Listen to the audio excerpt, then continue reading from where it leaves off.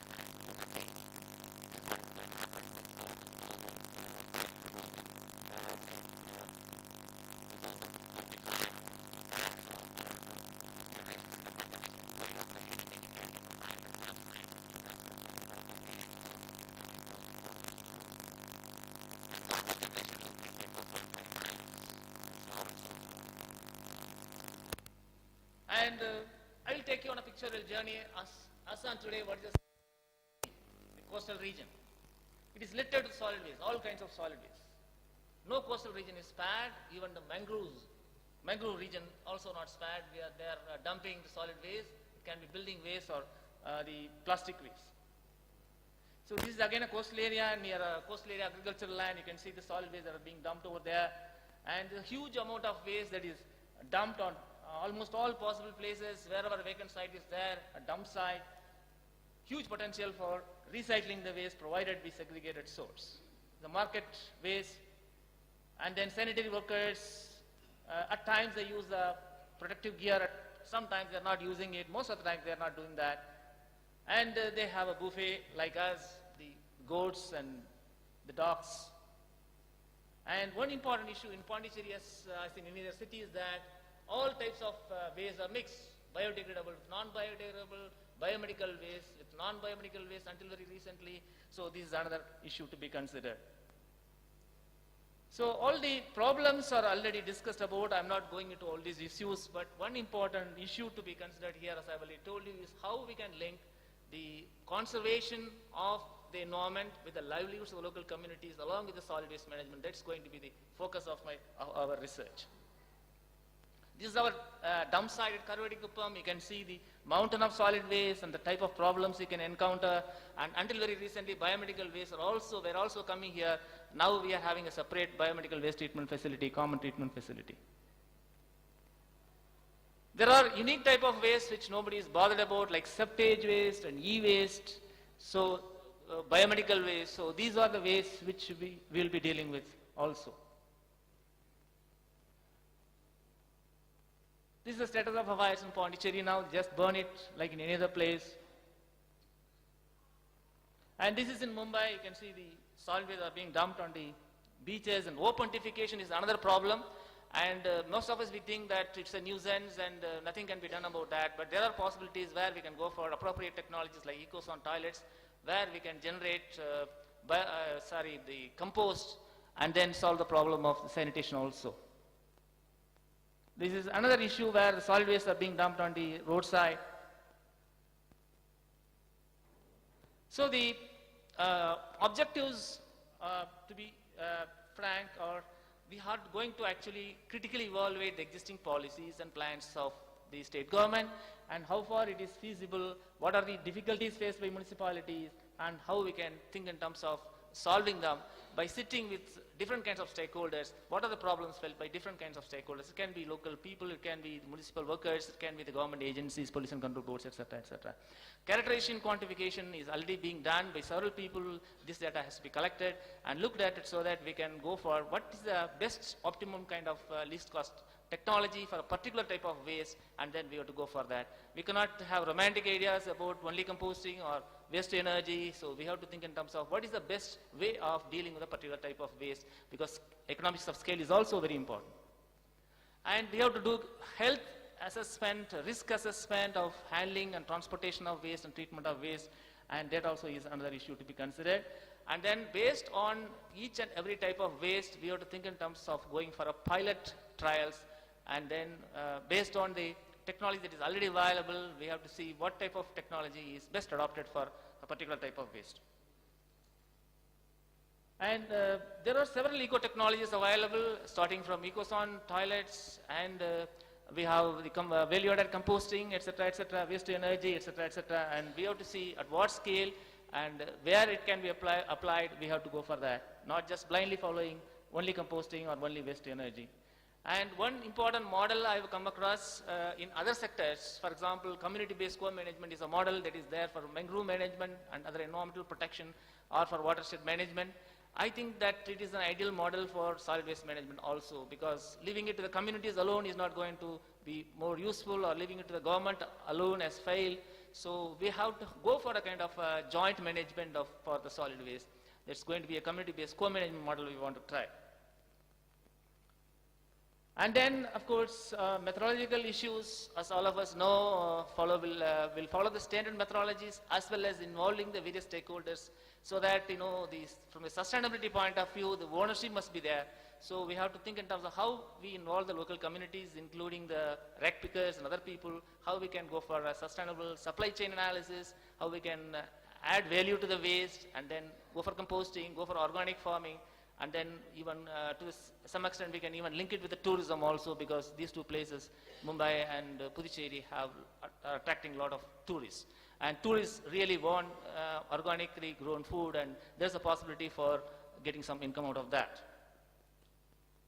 And another issue to be considered is the cradle to grave approach or life cycle approach, starting from the generation to the disposal, what is happening at each and every stage, what is the environmental impact, and how we can avoid the various environmental impacts, and how we can enhance the environmental protection, etc., etc.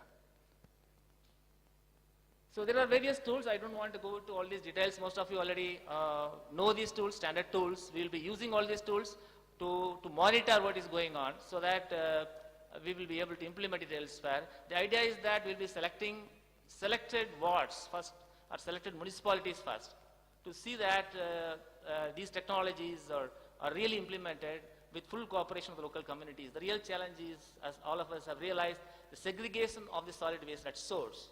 It's easier said than done, because it requires a lot of behavioral change of the local individual households, and then this can be only done if they perceive there are some benefits, both environmental as well as economical.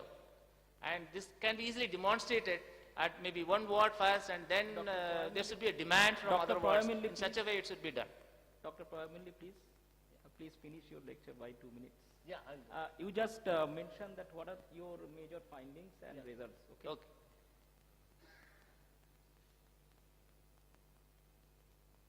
So this project proposal is based on our own findings in Pondicherry, our own research in Pondicherry, and we have found that there are some gaps in our knowledge, some kind of issues are there which are not really dealt at. So those issues I already discussed. The most important issue is that there is no real kind of dialogue between various stakeholders, and at each and every time, we are only talking about how to deal with the waste, instead of talking about how we can link waste with livelihoods, for example.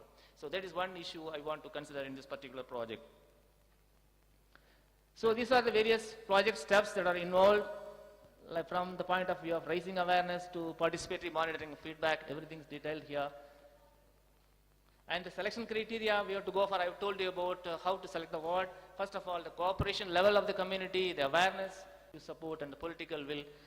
Based on that, after we implement it, then we'll go for the next phase.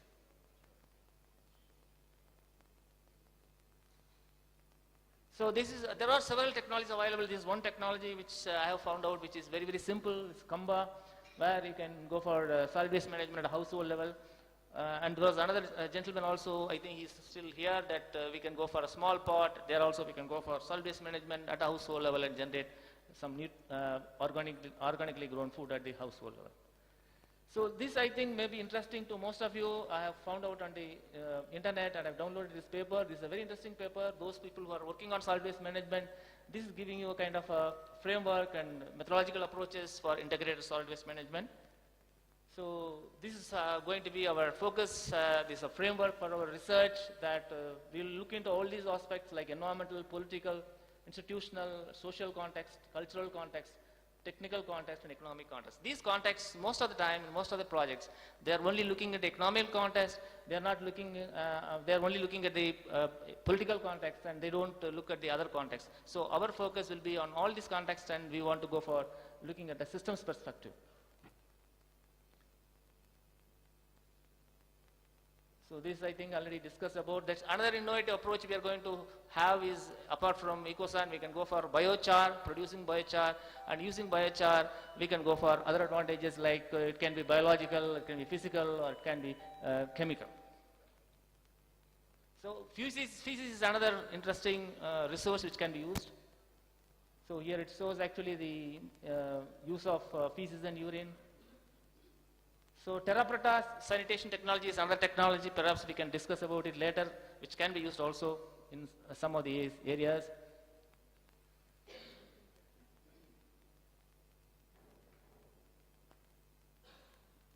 So this is what some of the initiatives we have done at the Pondicherry University.